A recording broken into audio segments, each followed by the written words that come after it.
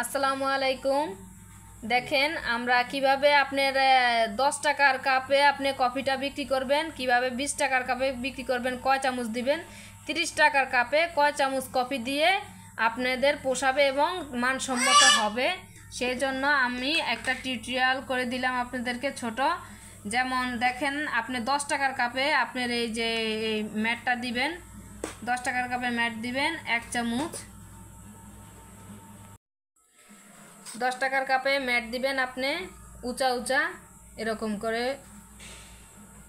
20 টাকার কাপে আপনি এরকম এই চামচের উঁচা চামচ দিবেন 2 চামচ 20 টাকার, ঠিক আছে। আর 30 টাকার যখন বানাবেন তখন এরকম উঁচা উঁচা 3টা দিবেন 30 টাকার কাপের কফি যেটা বিক্রি করবেন।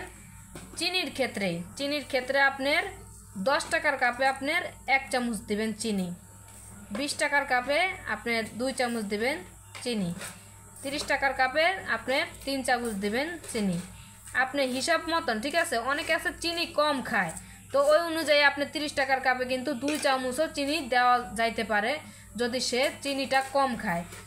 3 চামচে যে চিনিটা দিতে হবে তা কিন্তু না, আপনি যাই না নেবেন, ঠিক আছে। আর আপনার এই যে কফির লেভেলটা, আপনার এই যে কফি দেখেন কফির চামচটা কিন্তু ছোট, ঠিক আছে। এই জন্য 10 টাকার কাপে আপনি কফিটা এরকম উঁচা করে উঠে এরকম ঝাঁকি দিবেন, ঝাঁকি দিয়ে সমান করে 10 টাকার কাপে এই 1 চামচ দিবেন কফি, ঠিক আছে।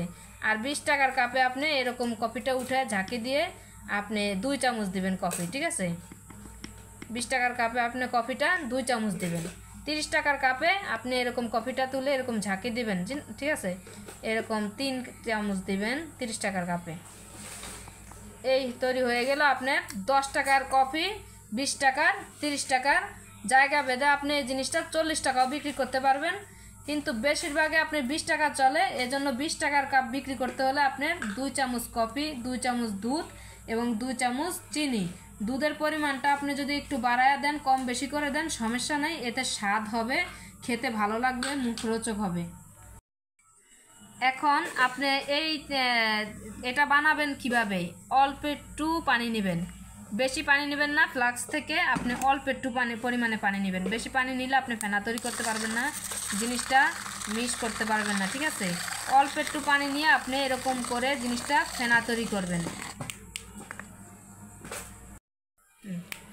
জিনিসটা আপনি এই পাশে কিনারে জিনিসটা মেশিনটা লাগাবেন, এভাবে তলায় চাপ দেবেন না, যেন তলাটা না ছিদ্র হয়ে যায়, ঠিক আছে।